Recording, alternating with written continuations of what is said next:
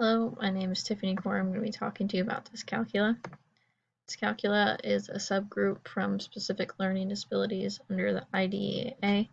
Specific learning disabilities are disabilities that affect a person's ability to read, write, listen, and etc. The word itself means the inability to calculate. Overall, it's a difficulty understanding math concepts, strategies, problems in general. It could be difficulty understanding numbers as well. Dyscalculia has 6 classifications. It could be verbal, graphical, operational. Graphical would be writing symbols and numbers. Operational would be just performing math problems in general. Some of the characteristics of dyscalculia is a difficulty understanding a variety of math concepts. Some are listed below, such as word problems, math symbols, organizing problems. A few of the others are sequencing, understanding days, weeks, months, and seasons, knowing the concept of place and values, and recognizing patterns. Some of the teaching strategies that people use are use of scratch paper, visual aids, peer tutoring, having a classmate help another child learn a concept they're not quite sure of, using colored pencils to differentiate functions in math problems, mnemonic devices. Personally, I like using visual aids and color coding because I feel like it makes it stand out more, but I am more of a visual learner myself. Some other strategies would be using rhythm and music to teach math, uh, allowing the use of counting fingers if they need to, peer assistance if they need to. Computer time for practice is also another one. The causation for dyscalculia, some researchers believe that it's a neurological disorder. This disorder can stem from multiple causes, which would be from the disability in the brain, such as fetal alcohol syndrome, low birth rate, brain damage. It could be a variety of different things that could cause it. It's low or limited brain activity in the frontal and paraneal areas, which just makes it harder for a child to differentiate numbers and process it quickly. Some other causes could be genetic or environmental, but there needs to be more research. This disability does not have a lot of light shed on it, so I did not find a lot more information about genetic or environmental impacts on this.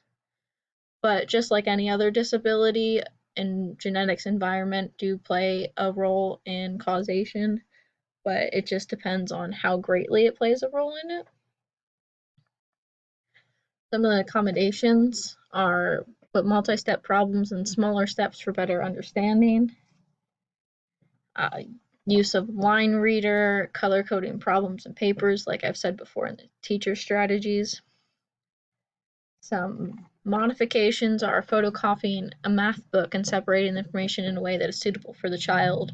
If they don't understand how to do a math problem in the way that you're describing it and you know of another way, this could be something that you could use to kind of cut and clip things that the child be able to understand, so it's not as much information, but just the information they need.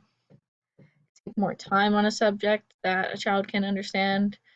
Like if a child's struggling with fractions, make sure that they get that base fraction knowledge before moving on, because if they don't have that base, they won't be able to build off of it. Allow use of number charts to count. Like I said before, with the colored pencils and highlighters also helps.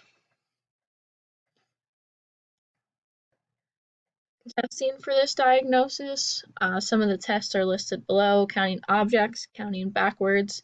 Both are observed by a professional to pick out any traits that a child may have, and this testing is even available for adults, which would be similar but a little bit more complex.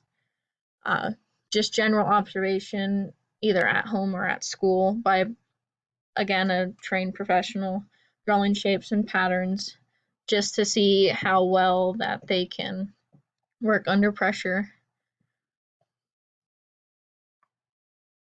Least restrictive environment. Inclusion should be practiced.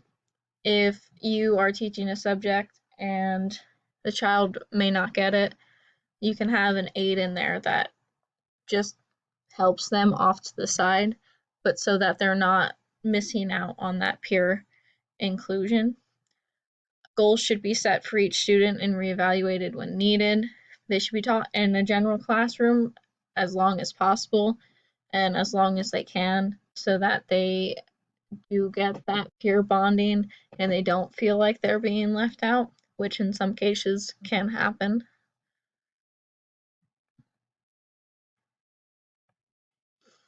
In 2004 to 2005, the percent of students enrolled in schools that had learning disabilities was at 13%. Increased 2017-2018 by 1%, making it 14% overall.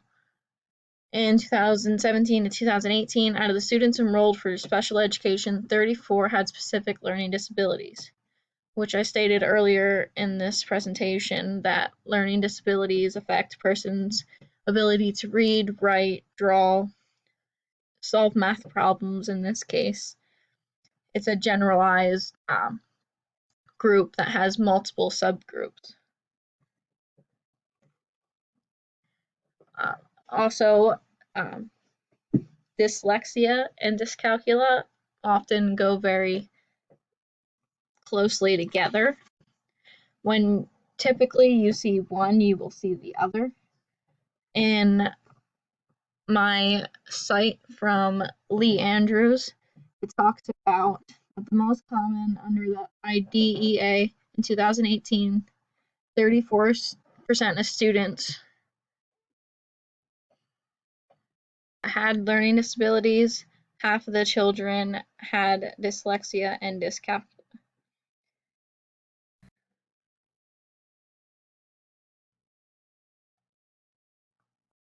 For students that had ADHD, they were 30% more likely to have dyscalculia. And with dyslexia, it was 70% to 80% of all the cases. It's a lot of the common causes that you see for under the specific